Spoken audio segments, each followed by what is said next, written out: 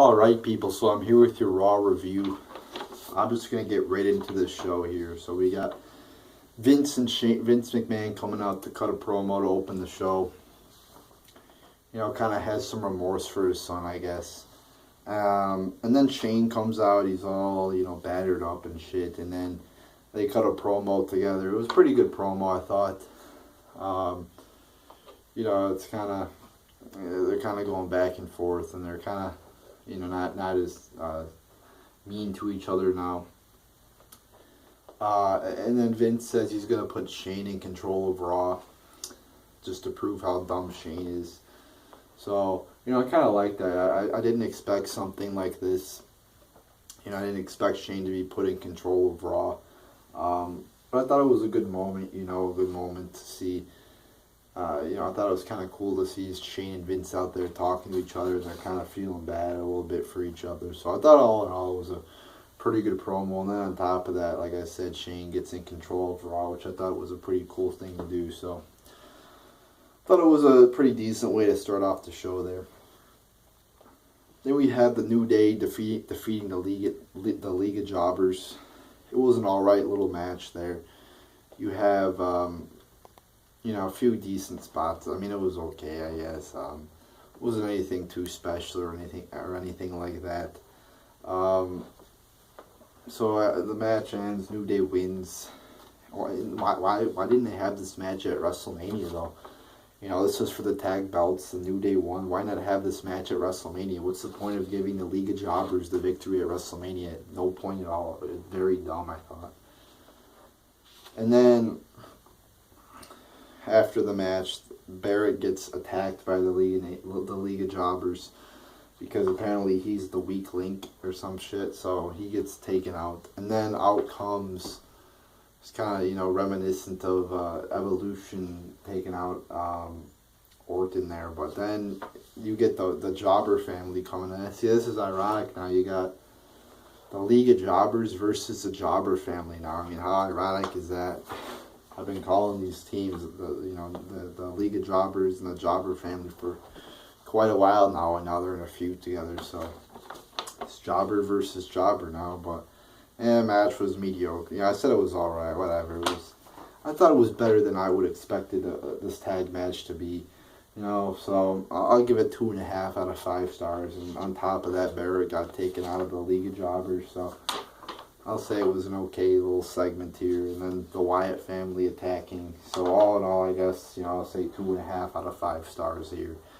So there you go. Then we have Sasha Banks defeating Summer Rae. Like, what the fuck's the point of this match? Why is Summer Rae out there? It's a pointless jobber match.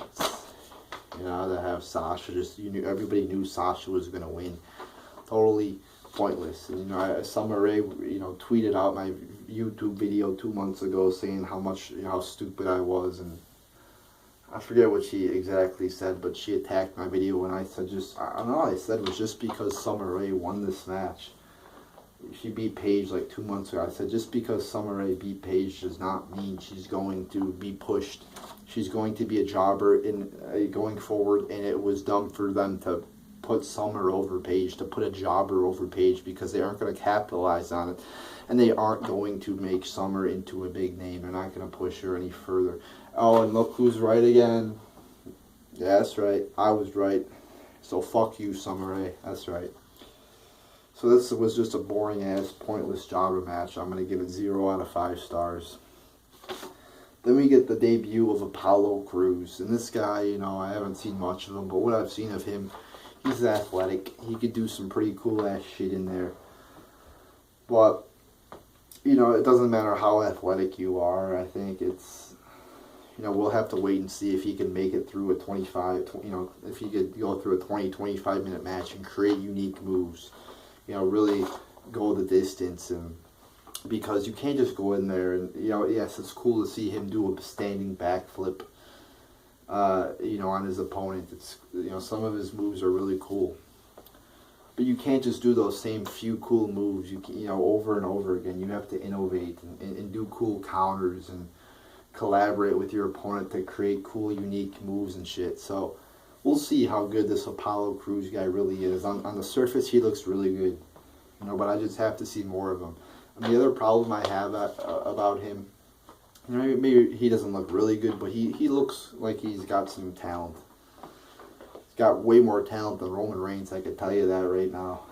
But the other problem I have with him is his gimmick. What the fuck's his gimmick? He just comes out there smiling like a dumbass. Like, I'm like, all right, you know, I don't get it. So does he have any promo ability? Does he have any charisma? You know, I haven't seen any of that so far. So we'll have to wait and see on this guy. But what was really ironic is Breeze, who debuted, a few months ago? I don't know, 4 or 6 months, something like that. 4 months ago, some shit like that.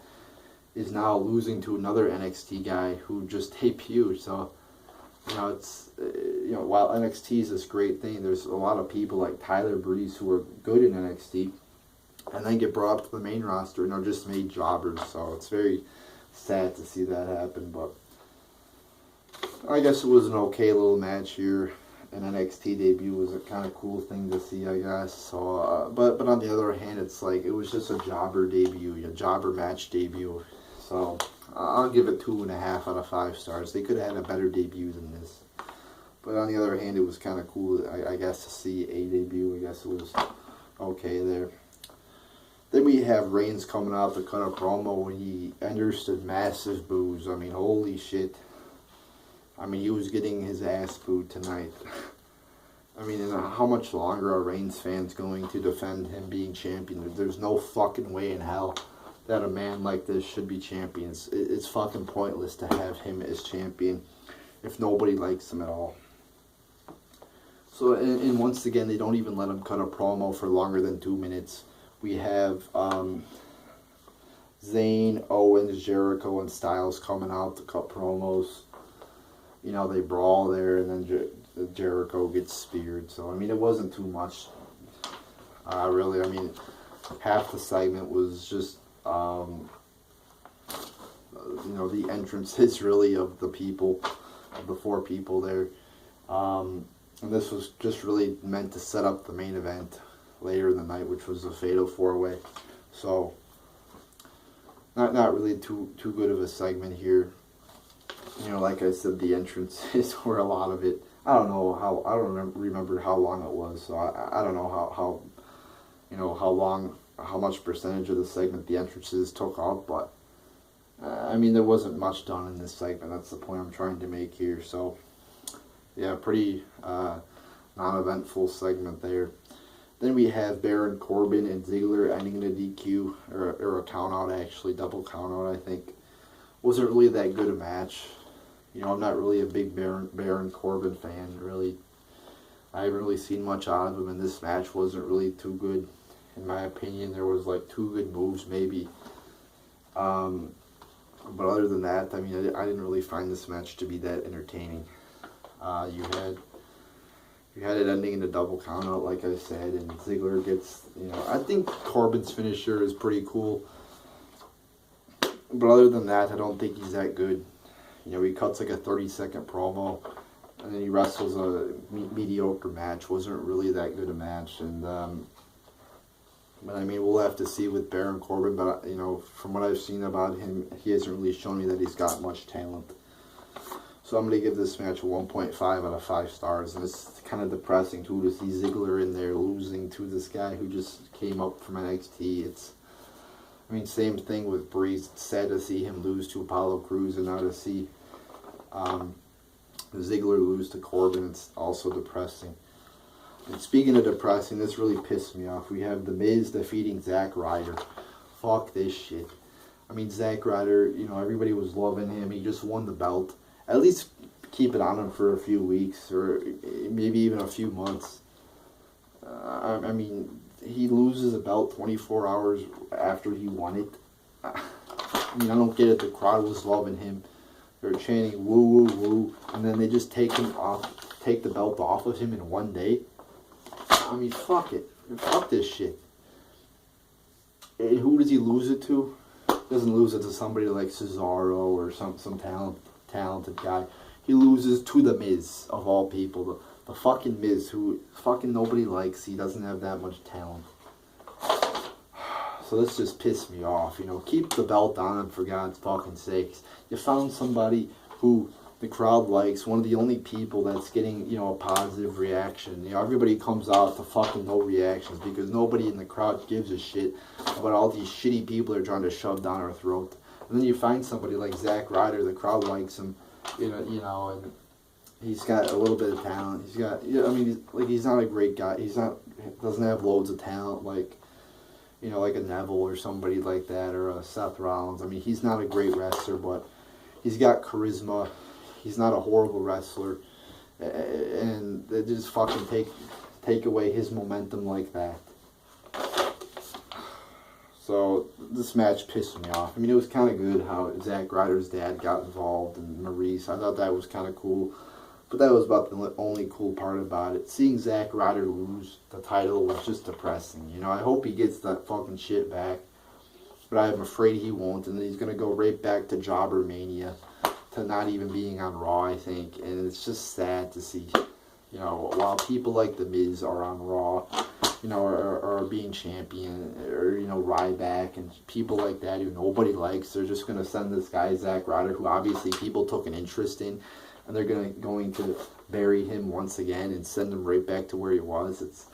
At least I think that's what they're going to do. If I'm wrong, then I'll be happy. But this company usually fucks things up. So unless they change things around, I'm going to still be pissed the fuck off. So I'm going to give that match 1 out of 5 stars because, you know, it was kind of cool how Maurice and Zack Ryder's dad got involved there. Then we have Charlotte getting the women's title. You know, the presentation, I guess. Kind of a pointless presentation. So then Charlotte, you know, cuts a little promo there, says, oh, you know, all you divas are responsible for this, all you fans, you know, thank you. She thanks everybody. Then she thanks her dad for cheating for her or whatever. And then everybody starts to hate her. Kind of just a typical fucking promo, I guess. You know, it wasn't anything too good. And then you have everybody leaves. Like, I don't get what that, you know, like, if you're mad with somebody, fucking beat her up, and instead they just leave. Like, what the fuck? I didn't get what that, I didn't get that at all. You know, obviously Charlotte hates them, so why does it matter if they leave or not?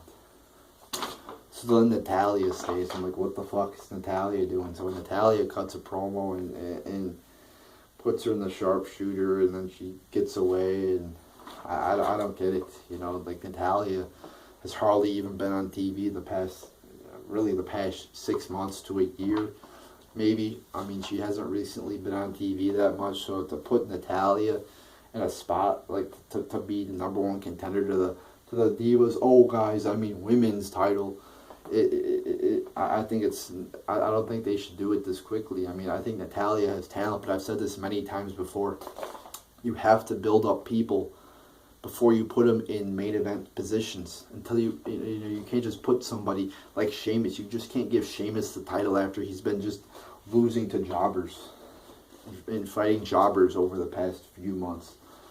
You just can't do it like that.